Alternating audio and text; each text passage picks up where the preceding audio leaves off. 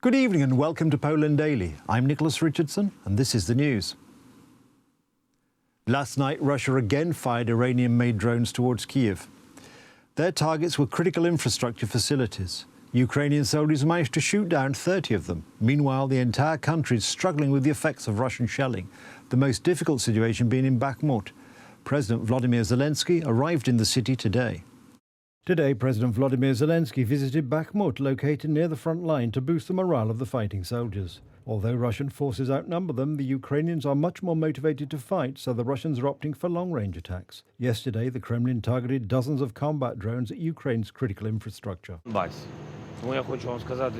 want to tell you that the fate of all Ukraine depends on this front. We do not want the same tragedy to happen in other Ukrainian cities as well. That is why you are carrying a huge burden on your shoulders. The determination of our forces is not enough. We need modern weapons from the West. We are grateful to the United States Congress and President Joe Biden for their support so far, but we need more supplies. Even though Ukraine's air defense system shot down most of the enemy drones, the impact of yesterday's attack was still substantial. In Kyiv alone, drones damaged 9 residential buildings. Local authorities report that there are no fatalities. The latest explosion was so powerful that the walls shook. The view outside the window indicated that there was a fire, but I couldn't see the fire. I quickly realized that the flames had taken over the floors above the 5th floor.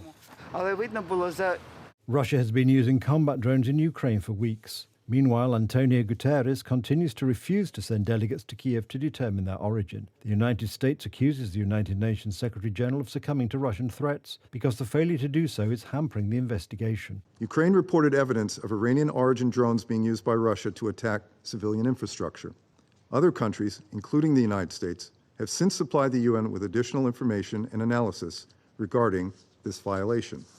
According to Ukraine, Britain, France, Germany and the United States, Iran is responsible for the drone deliveries to Russia. Confirmation of these suppositions would demonstrate Tehran's violation of a 2015 United Nations Security Council resolution.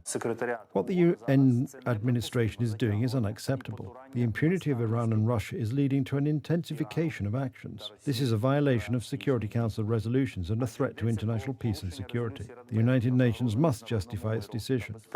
Meanwhile, Vladimir Putin met Alexander Lukashenko in Minsk yesterday. Kyiv is clearly concerned that the Russian president arrived in Belarus with a staff of ministers. Ukrainian intelligence does not rule out that Russia may be preparing another offensive from the north. Considerations of Lukashenko's subjectivity cannot be taken seriously. He is basically executing the tasks at the moment. His dependence on Putin is complete. In fact, Lukashenko, having opened the borders for Russia to attack Ukraine, is fully part of the continuing war.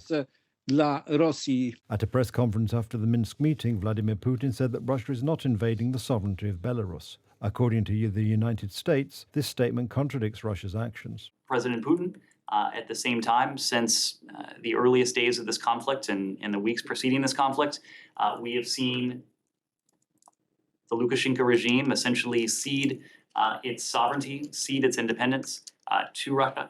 We saw Russian forces mass inside what should have been sovereign Belarusian territory. We've seen attacks launched from what should be sovereign Belarusian territory. And now we hear these comments from President Putin and from Lukashenko. But I think the track record speaks much louder than anything these two leaders could say. Ukrainian General Valery Zaluzhny, in an interview with The Economist, said that Russia is preparing 200,000 new troops for a major offensive that could come even from Belarus. The commander said the offensive could take place as early as next spring. Former Vice President of the European Parliament, Eva Kaili, was alleged to have admitted in testimony before a Belgian court that she knew about her partner's corrupt activities. In addition, she allegedly instructed her father to hide suitcases of money located in her home. Kaili was dismissed last week and is currently in custody over a corruption scandal involving lobbying for Qatar. As revealed by the Italian press, Eva Kaili wanted to warn former Italian MEP Antonio Panzeri about the investigation. According to investigators, he is a leading figure in the corruption scandal. 600,000 euros in cash were found in his apartment. He is suspected of lobbying for Qatar and Morocco. His wife and daughter were also implicated in the case. On Monday, an Italian court agreed to hand over his wife to Belgian authorities. I knew about Mr. Panzeri's activities, and I knew that there were suitcases full of money in my house.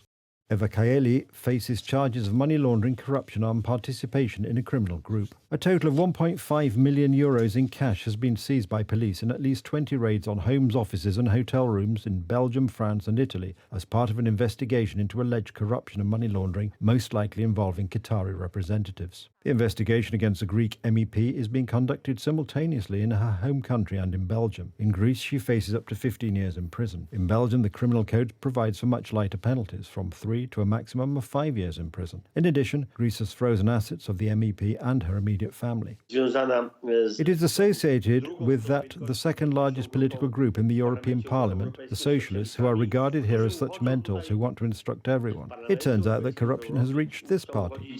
In connection with the corruption scandal already dubbed Qatargate, the Politico portal published an article in which journalists point out other obscure sources of income for some MEPs. Among them is mentioned Radosław Sikorski, who in 2019, in addition to his official salary, received €40,000 for consultancy services, although to this day it is not known to whom they were provided and what they were.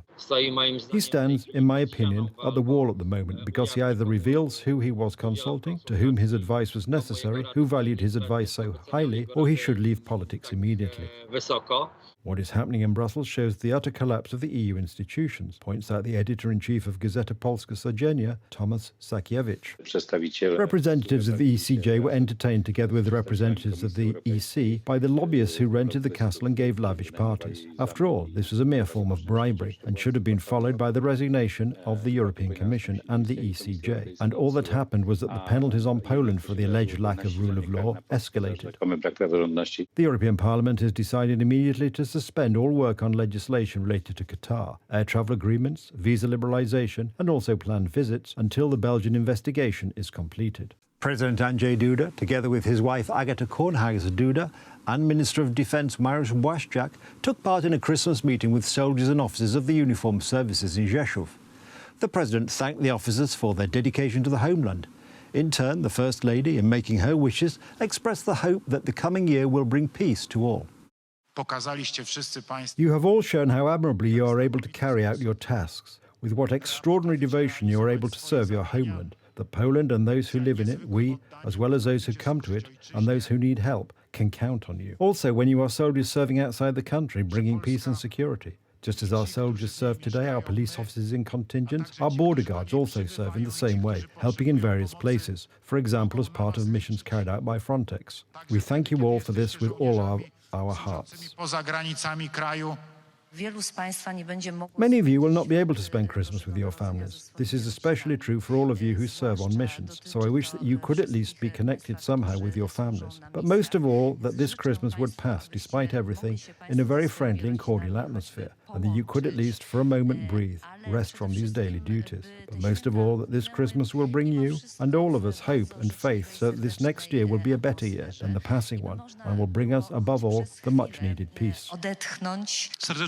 I sincerely thank you for your daily service, for the service of the soldiers of the Polish Army, for the service of officers. This service gives security to our homeland. I would like to thank you once again for the fact that every day the soldiers of the Polish Army, people in uniform, take care of our common security.